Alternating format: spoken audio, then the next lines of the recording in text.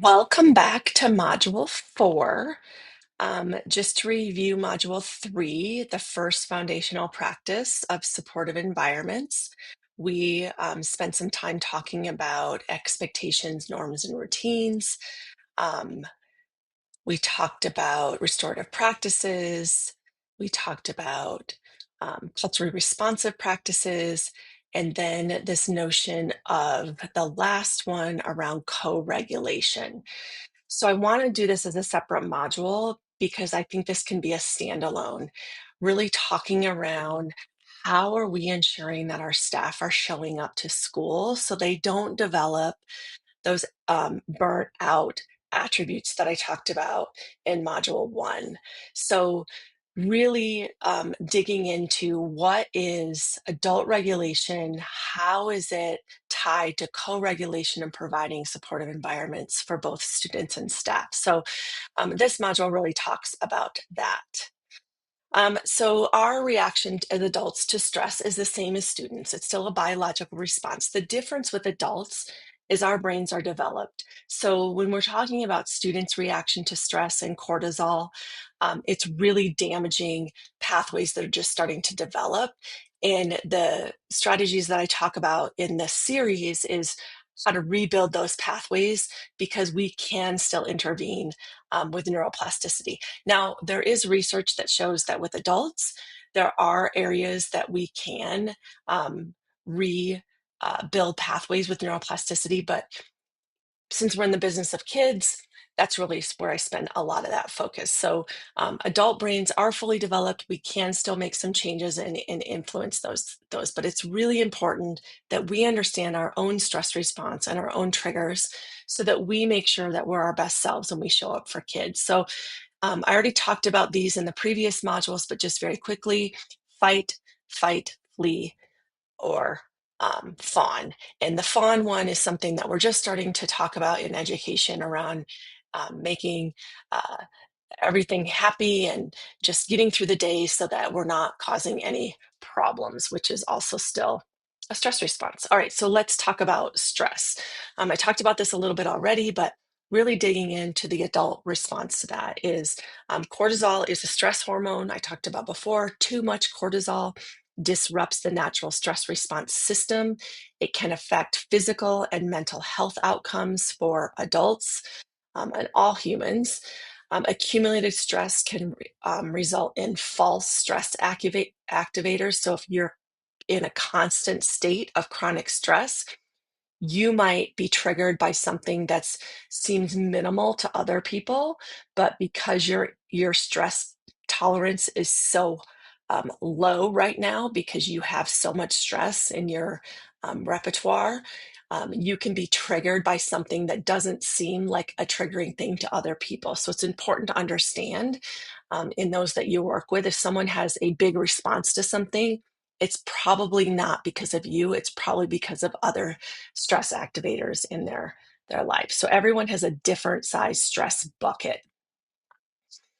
Here's some things that cause stress or triggers. So anything internal, anything external. And just like kids, if these are chronic and you're in a chronic state of toxic stress, you are not able to self-regulate and you're not able to get that cortisol neutralized so that you can be in a place where you're healthy and well. So some things that could be internal triggers. If you're in chronic pain, you have chronic disease, also with adults, if you're not getting enough sleep, you're not processing your learning or your thoughts or your emotions. Lots of negative thoughts if you're having some mental health issues and you're constantly in a state of negative thinking.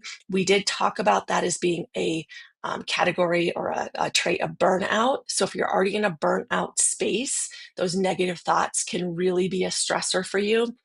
If you're not eating right, that can also make you feel unwell and cause stress. And then if you're engaging in harmful substances, that can also create chronic stress. Some external stressors, social pressure, school, life, work, relationships, financial, lots of financial challenges cause chronic toxic stress. So just thinking about where you're at with your internal and external stressors Um, how are you handling those so that you can keep your stress and cortisol levels in check? Um, our work that we do with our crisis prevention intervention team with CPI, they talk about different types of triggers too. So, emotional triggers, if you're feeling judged or misunderstood, interpersonal triggers, sometimes environment, the weather's just um, bad outside, or you're in a crowded situation, that can be a trigger or cause some cortisol to heighten and put you into that fight, flight, or freeze or fawn response.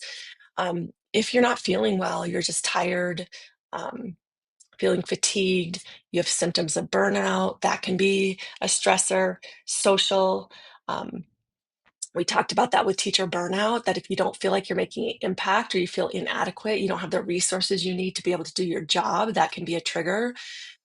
Sensory things, the fluorescent lights are, research is showing that that can be a trigger for some people and it can cause headaches and migraines. So smells, be aware if there's certain smells or things in your classroom. Persistent loud noises, if it's not an environment that's conducive to learning, that can be a trigger. And then if you have your own trauma, and different things could trigger you based on what trauma you've had in your own background. Those are all different types of triggers. So when you think about stress, and I talked about this before, when you have cortisol that's flowing too chronically throughout your body, it causes internal and external issues.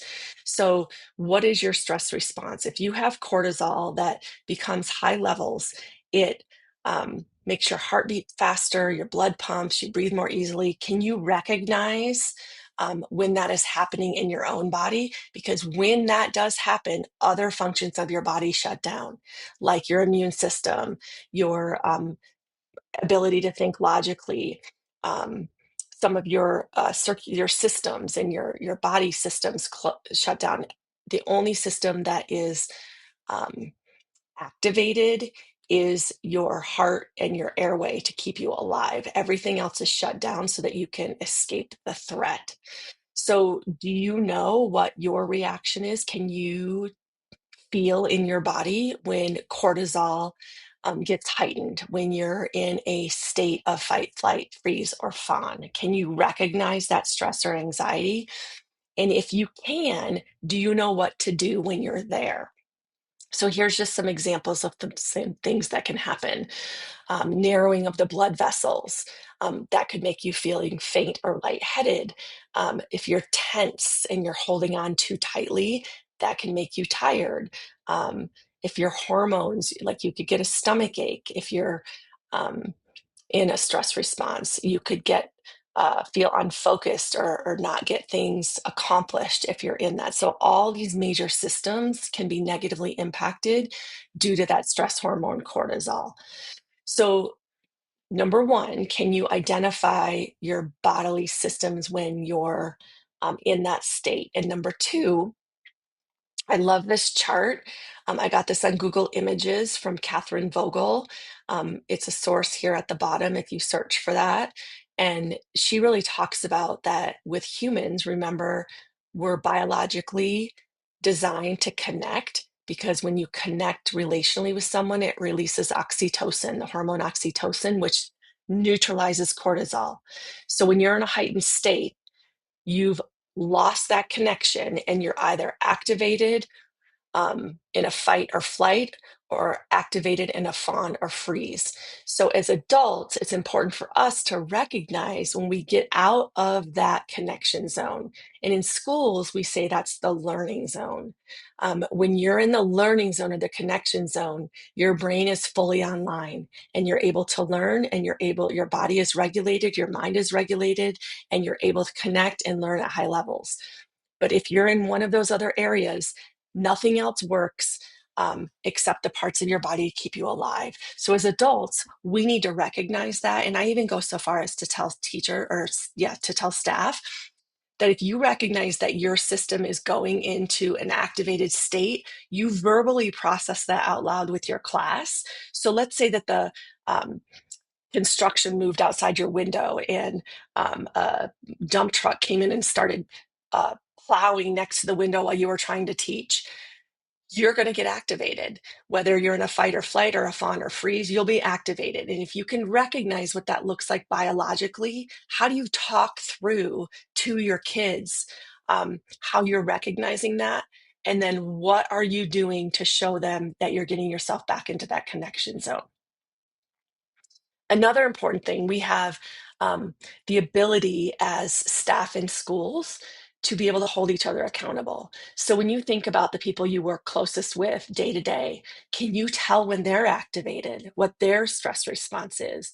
Can you see what causes their triggers? Are you one of their triggers? Is there something that you help them to remind them how to co-regulate?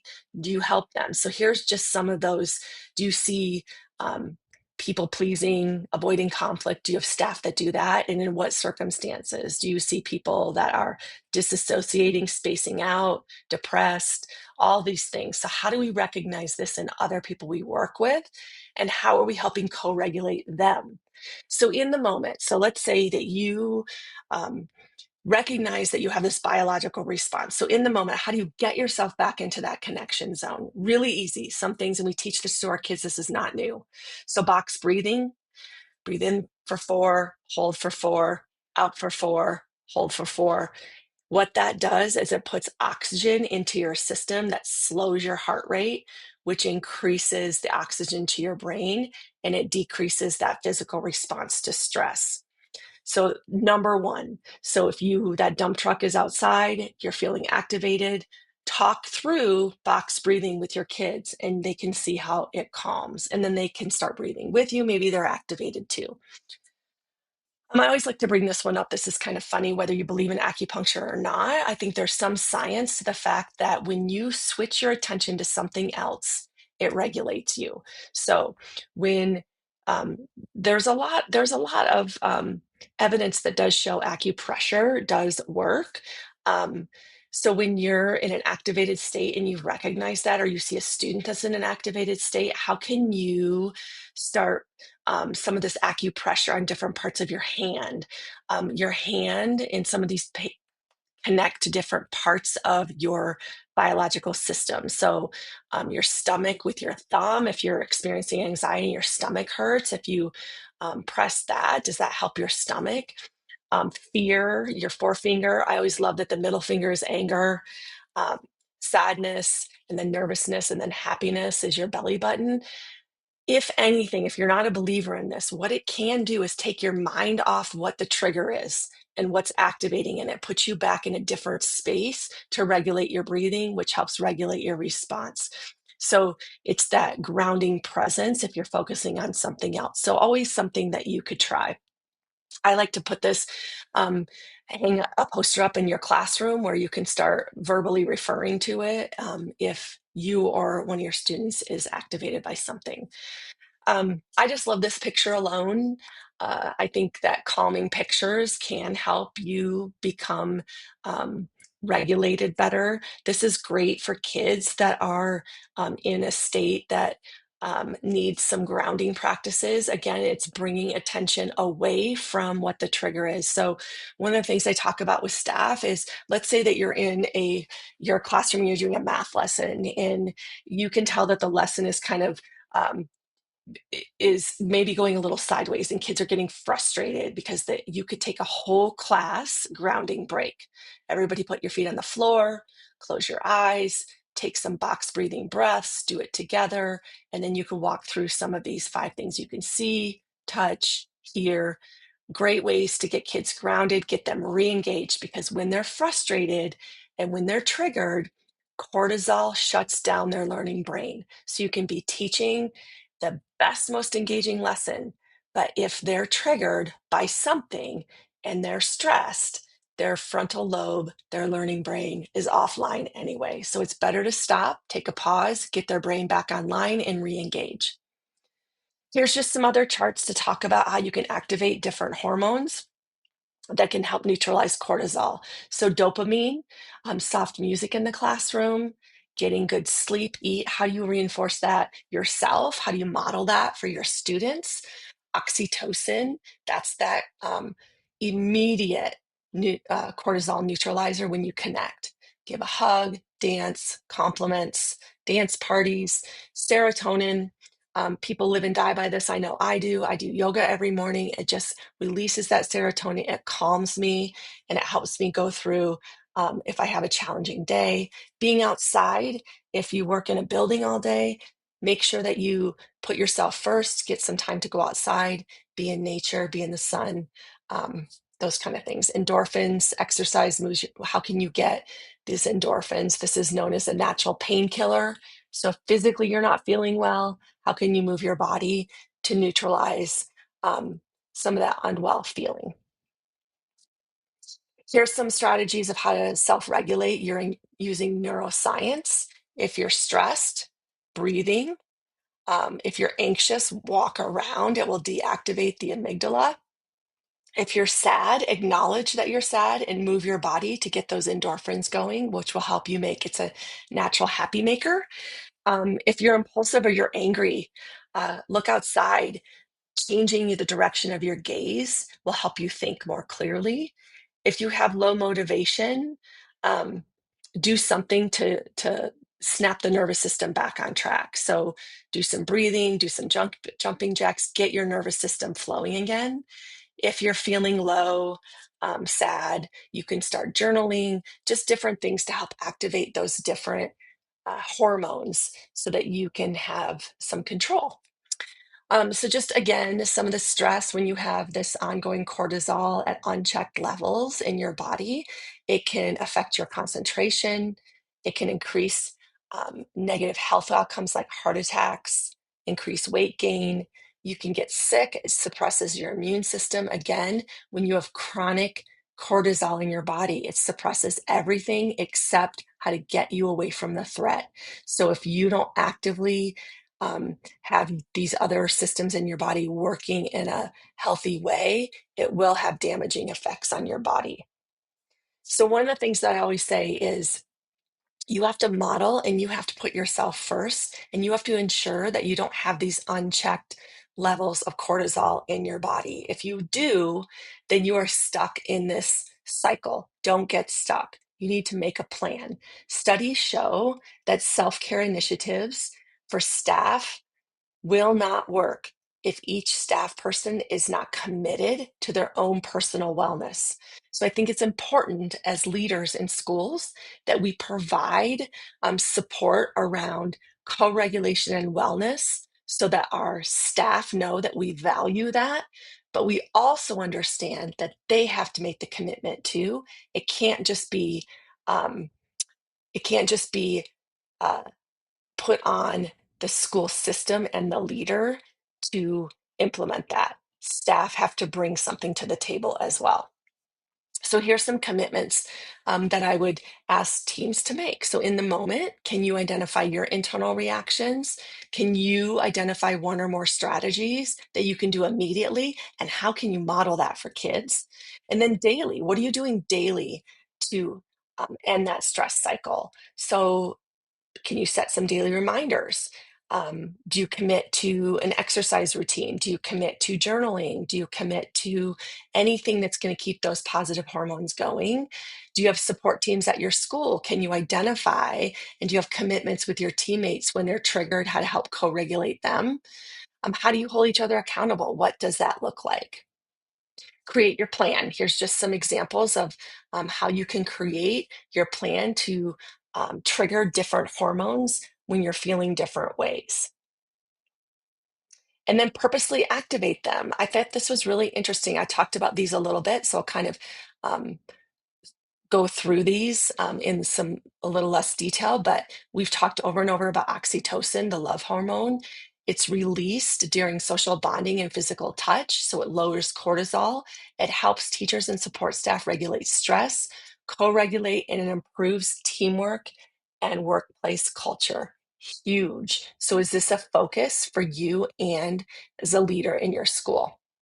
Ways that you can boost this: meaningful connections, happy hours, social cues, hugs, handshakes, kindness, empathy, flower gardens, compliments, little things. Is there something that you could do in your school every day to boost oxytocin?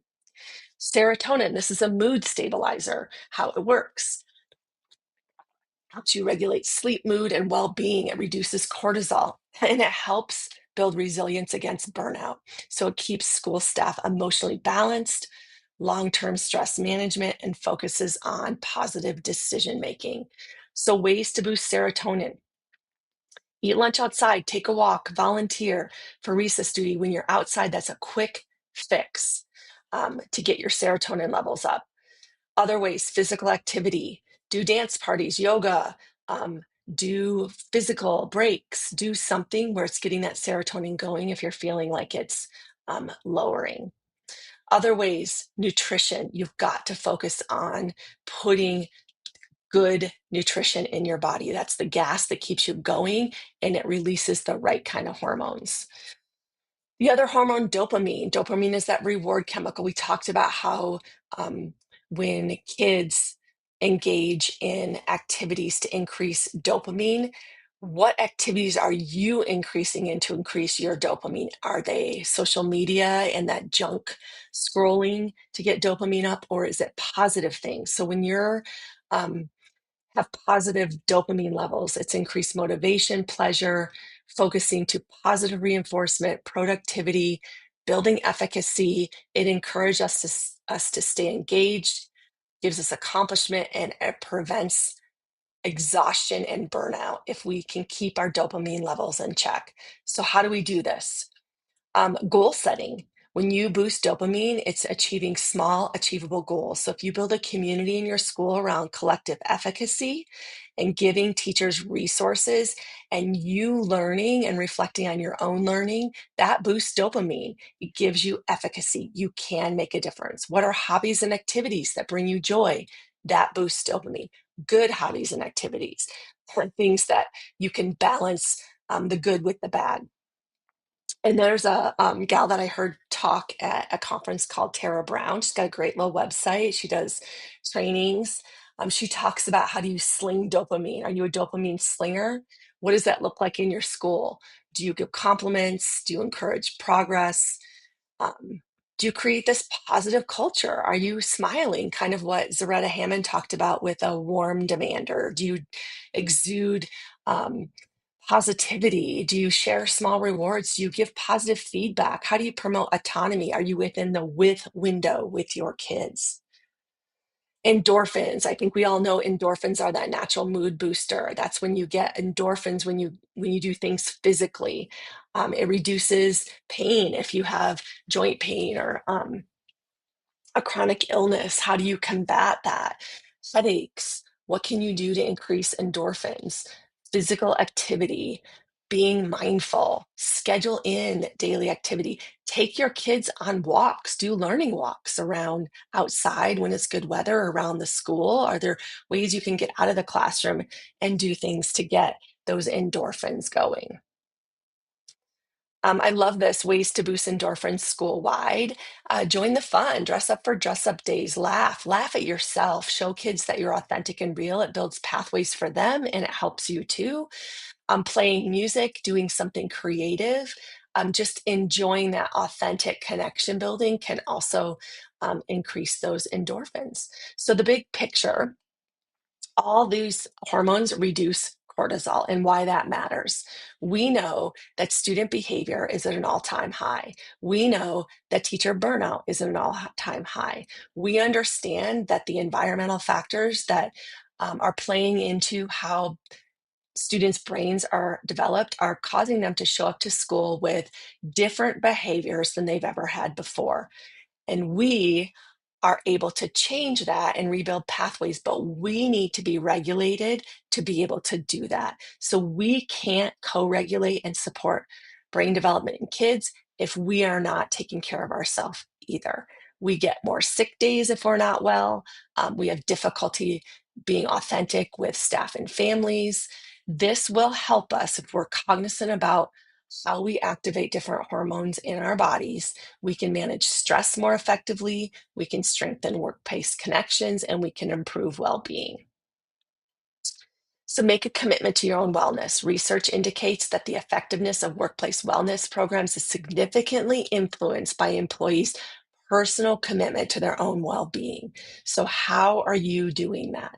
How are you doing that so that you're showing up co-regulated?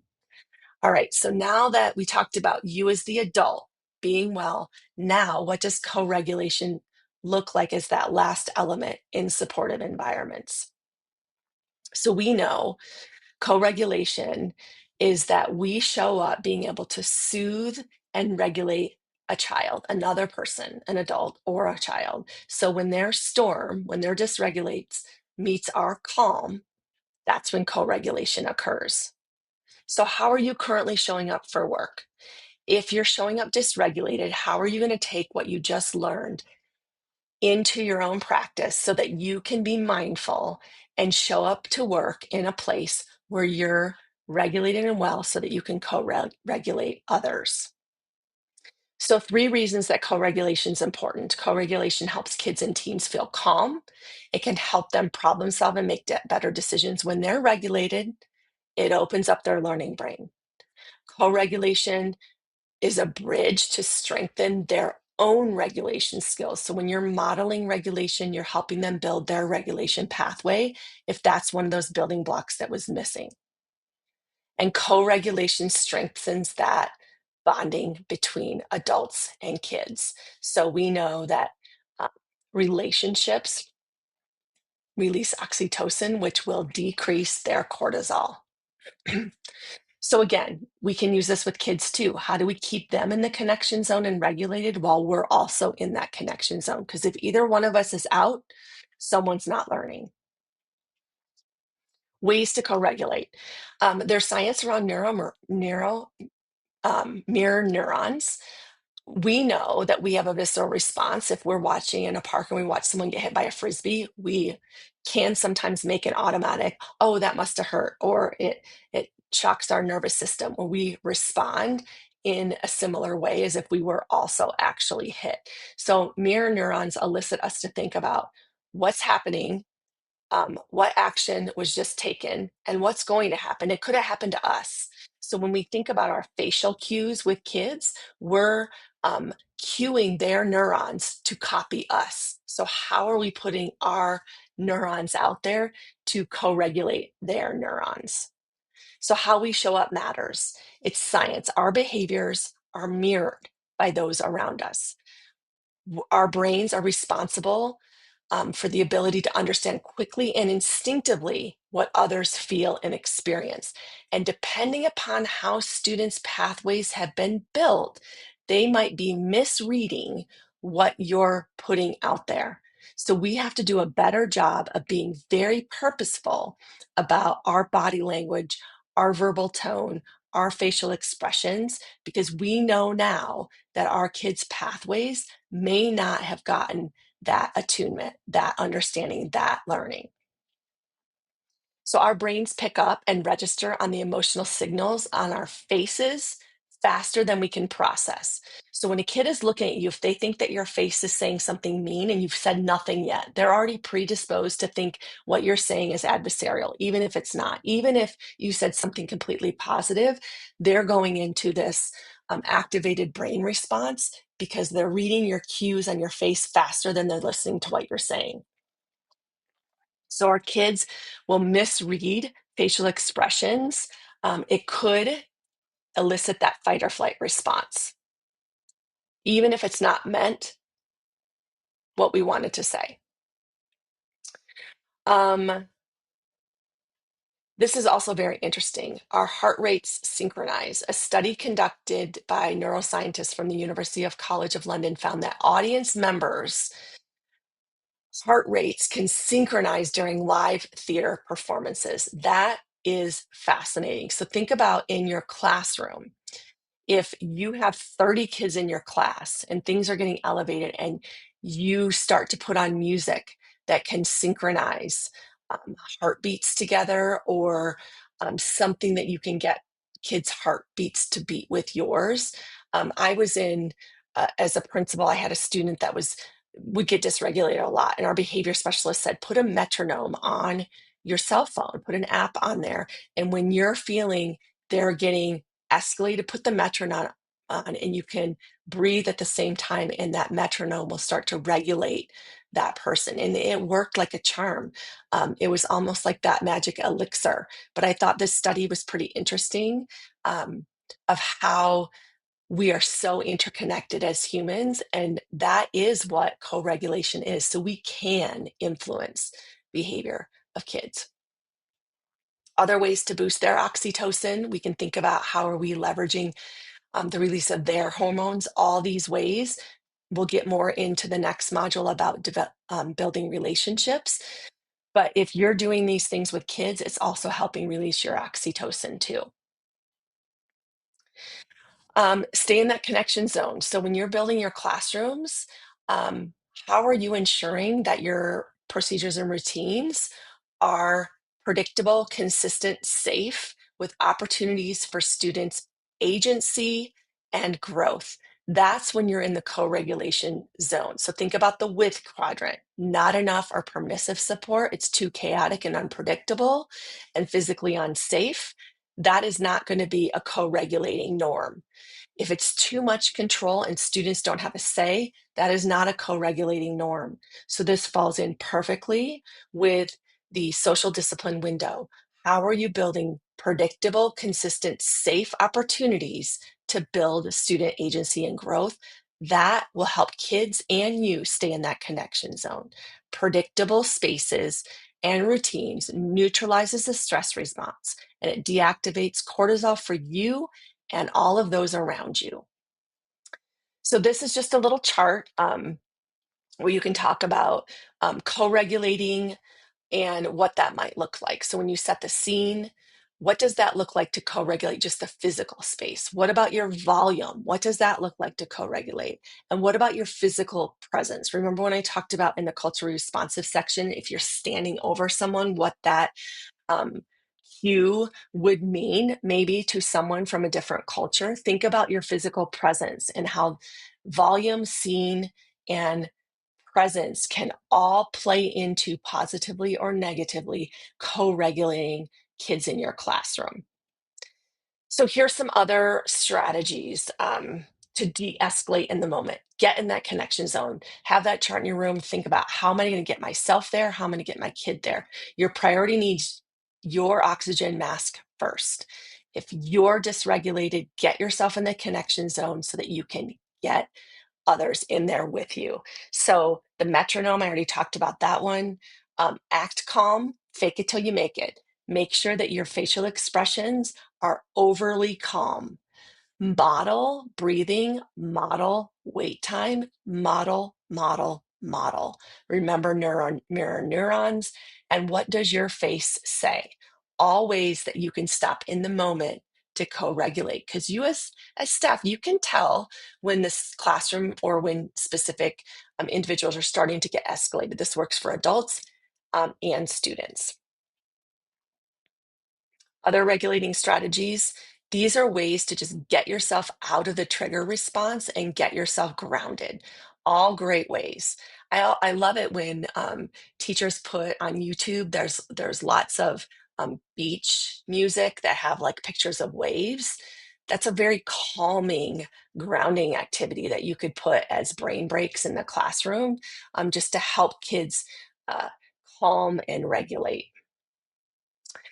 There is a warning here, and I find this interesting, that when you get into that sweet spot of teenagers, this is the middle school mantra. Middle school teachers are saints. They live in this hormone uh, influx of trying to figure out and push back and decide who they are as young people. Middle school is a tricky, tricky social emotional landscape for staff and kids. So remember about how brains are built bottom up. So at 16, and middle schoolers are younger than that, at 16, the amygdala is the biggest part. That's where kids go to first to read situations. So in middle school, they're not thinking with their logical brain first. They're always thinking with their emotional and reaction and impulsivity brain. So if you are in a classroom as a teacher and you make a facial expression, it could be construed by a teen as negative and throw them into the fight or flight response, because they always will go to the emotional response first because that's the most developed part of their brain. So this is an interesting study on this next slide by Harvard. They ask adults to recognize the facial expressions and identify what emotion they were exhibiting, and 100% accuracy on all of the adults. But when they asked kids 11 to 14, more than half thought the person was sad or angry rather than frightened. They could not, with accuracy, most of the time, identify the emotional facial cue. And it's because they go right to that emotional response, and the first thing they think is what they believe to be true. So that most developed part of the brain is the sensory seeking emotion, where they go to first when they make those situational decisions. All right, so that's the end of this module. So I want you to pause before we move on to the developmental relationship module. So pause here, go back, think about how you can implement some of these things, reflect on what practices you have when it comes to your own regulation and how you co-regulate, and how you can take some of these back into your personal life and into your work.